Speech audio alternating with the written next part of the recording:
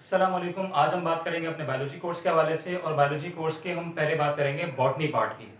हमारा first chapter है homeostasis और होम्योस्टेसिस के बॉटनी पार्ट का जो पहला टॉपिक है वो है होम्योस्टेसिस। ठीक है, चैप्टर का नाम भी होम्योस्टेसिस है और जो हमारा पहला टॉपिक है वो भी होम्योस्टेसिस है। अब होम्योस्टेसिस होता क्या है, सबसे पहले हम डेफिनेशन की बात करेंगे। The mechanism in which internal conditions of the body are properly maintain and regulated by is called homeostasis. कि हमारे बॉडी के अंदर जो इंटरनल कंडीशंस होती हैं उनको प्रॉपर्ली मेंटेन किया जा रहा होता है, इस प्रोसेस को हम होम्योस्टेसिस कहते हैं। जैसे कि अगर हम बात करें किसी को फीवर हो जाता है तो फीवर होने के रीजंस हैं, ठीक है। इसी तरह हमारी बॉडी का वेस्ट प्रोडक्ट है वो बाहर निकल रहा होता है, तो वो भी होम्योस्टेसिस की वजह से ही हो रहा होता है कि उसको हमारी बॉडी, वो जो टॉक्सिक मटेरियल है उसको हमारी बॉडी जो है वो नीड एक्सेप्ट नहीं कर रही, तो बॉडी से बाहर ही जाना होता है उसको। सबसे पहले हम बात कर लेंगे एस्पेक्ट्स ऑफ होम्योस्टेसिस की। तो इसके तीन एस्पेक्ट्स हैं। नंबर 1 है आपके पास ऑस्मो रेगुलेशन। अब ऑस्मो रेगुलेशन होती क्या है, पहले हम डेफिनेशन की बात करेंगे।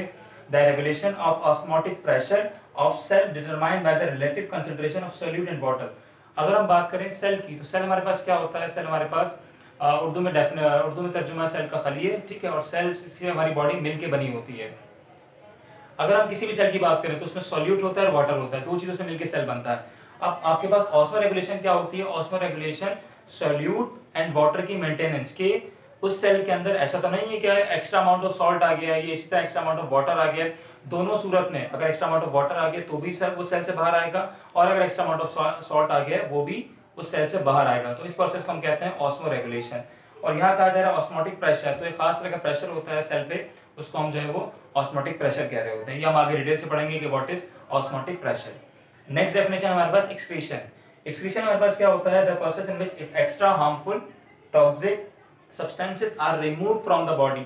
ऐसे सब्सटेंसेस जो कि हमारी बॉडी को रिक्वायर्ड नहीं है, जैसे कि अगर हम बात करें, हम खाना खाते हैं, खाना खाने के बाद हमारी बॉडी के अंदर कुछ ऐसे, जो हमने खाना खाया होता है उसके अंदर ऐसे टॉक्सिक सब्सटेंस होते हैं जो कि हमारी बॉडी को रिक्वायर्ड नहीं है और हमारी बॉडी के लिए हार्मफुल है, तो उनको बॉडी से रिमूव करना एसेंशियल हो जाता है। तो इस प्रोसेस को, जिसके अंदर हम टॉक्सिक मटेरियल को बॉडी से रिमूव कर देते हैं, इसको हम कहते हैं एक्सक्रीशन। नेक्स्ट हमारे पास है थर्मो रेगुलेशन। थर्म नाम से शो हो रहा है, थर्म मींस हीट होता है, और रेगुलेशन हीट की रेगुलेशन के, बॉडी को आपके पास एक स्पेसिफिक एक खास तरह की हीट प्रोवाइड करना। जैसे कि अगर हम बात करें, हमारी जो एक खास तरह का टेम्परेचर होता है 37 डिग्री सेल्सियस, तो ये खास टेम्परेचर है, ठीक है। इसी तरह जब हमारे पास वो फीवर हो जाता है तो फीवर की एक अलग कंडीशन है, हमारी बॉडी की एक स्पेसिफिक टेम्परेचर है, नॉर्मल टेम्परेचर है, और फीवर एक अलग कंडीशन है। अब फीवर होने के रीजंस हैं, तो ऐसी कंडीशन जिसके अंदर हम अपना टेम्परेचर मेंटेन करते हैं उसको हम कहते हैं थर्मो रेगुलेशन। अगर हम डेफिनेशन की तरफ जाएं, the process in which body temperature regulated up to a suitable limits, कि हमारे बॉडी टेम्परेचर को एक खास लिमिट पे रखा जाता है, इसको हम, इस प्रोसेस को हम कहते हैं थर्मो रेगुलेशन। तो ये तीन एस्पेक्ट्स है आपके पास होम्योस्टेसिस के, और ये तीन ही फैक्टर्स होते हैं जो कि हम आगे जाके डिटेल में पढ़ेंगे। अब अगर हम बात कर लें अपने नेक्स्ट टॉपिक के हवाले से, तो हमारा नेक्स्ट टॉपिक है फीडबैक मैकेनिज्म। अब फीडबैक मैकेनिज्म होता क्या है, आपने पढ़ा था होम्योस्टेसिस क्या होता है, आपने पढ़ा था इसके फैक्टर्स क्या होते हैं। तो होम्योस्टेसिस के ऊपर जो चेक एंड बैलेंस रखी जाती है, याद रखिए हर चीज के ऊपर आप एक चेक एंड बैलेंस लगाते हैं, तो इसी तरह हमारी बॉडी के अंदर जो होम्योस्टेसिस परफॉर्म किया जा रहा होता है, उनके ऊपर जो चेक एंड बैलेंस होता है, उनको चेक करने का काम, की कोई चीज जो है वो एक्सेस में तो नहीं आ गई, कोई चीज कम तो नहीं हो गई है, इसको हम जो है वो फीडबैक सिस्टम कहते हैं, और फीडबैक सिस्टम हमारी बॉडी को रिस्पॉन्स दे रहा होता है। अगर हम डेफिनेशन की तरफ जाएं, तो homeostasis requires a check and balance system. This check and balance system mechanism is term as feedback mechanism. इसी चेक एंड बैलेंस मैकेनिज्म को हम फीडबैक मैकेनिज्म कह रहे होते हैं। इसी तरह अगर हम ऑर्गन्स की बात कर लें कि वो ऐसे कौन से ऑर्गन्स होते हैं जो कि फीडबैक सिस्टम को चला रहे होते हैं या फीडबैक सिस्टम का पार्ट होते हैं, तो हमारे पास 3 ऑर्गन्स मेन है। जैसे कि हमारे पास रिसेप्टर है, पहली चीज रिसेप्टर है। रिसेप्टर से अगर हम देखें एग्जांपल, तो आपने देखा होगा हर जगह आपके पास डिफरेंट रिसेप्शंस होते हैं, जहां भी आप चाहें आपको रिसेप्शन मिलेंगे।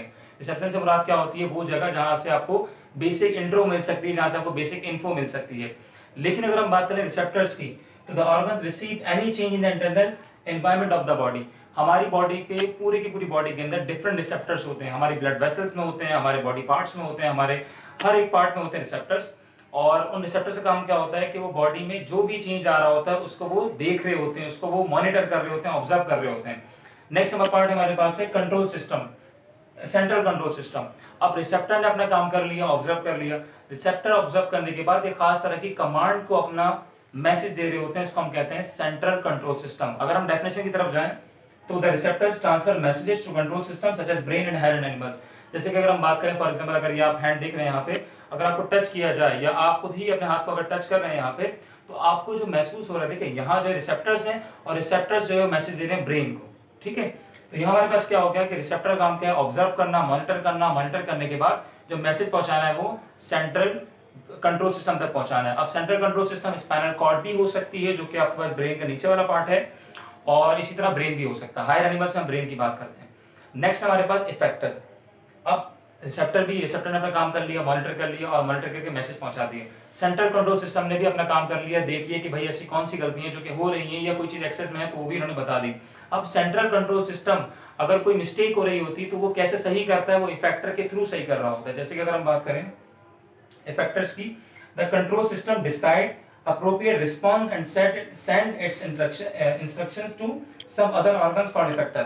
अब पहले आप सेंट्रल कंट्रोल सिस्टम मॉनिटर करता है, मॉनिटर करने के बाद वो स्पेसिफिक इफेक्टर को अपनी कह सकते हैं इंस्ट्रक्शंस देता है कि भाई आपने ये काम करना है, ठीक है। जैसे कि अगर हम बात करें, किसी ने आपको बताया कि यहाँ ये हो रहा है, ठीक है, वो जो है बात कही एक खास कमांड के पास, एक खास बंदे के पास, उस बंदे ने इंस्ट्रक्शंस दी, उस बंदे ने हिदायत दी कि भाई आप जो है यहाँ जाके ये करें, तो उसको जो है हम इफेक्टर कह रहे होते हैं। इफेक्टर का काम क्या होता है, उस खास कमांड की बात सुनना और एक स्पेसिफिक ऑर्गन पे अमल करना।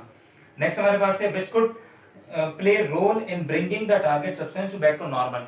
इफेक्टर का काम ये होता है सेंट्रल कमांड को सुनना, कमांड को सुनने के बाद जो चीजें एक्सेस में आ गई हैं, जो चीजें कम हो गई हैं, उनको अपनी दोबारा सही पोजीशन पे लाना, बैक टू नॉर्मल पे लाना। अच्छा, पहला का क्या था, रिसेप्टर से आपके पास, रिसेप्टर ने अपना पैगाम सेंट्रल कंट्रोल सिस्टम को दिया, सेंट्रल कंट्रोल सिस्टम ने ऑब्जर्व किया, ऑब्जर्व करने के बाद चीजों को एनालाइज करके उन्होंने इफेक्टर को पैगाम दिया कि आप जाके चीजों को सही करें। तो ये हमारे पास जो है वो फीडबैक सिस्टम होता है, और आज का हमारा टॉपिक जो है वो यहाँ खत्म हो जाता है।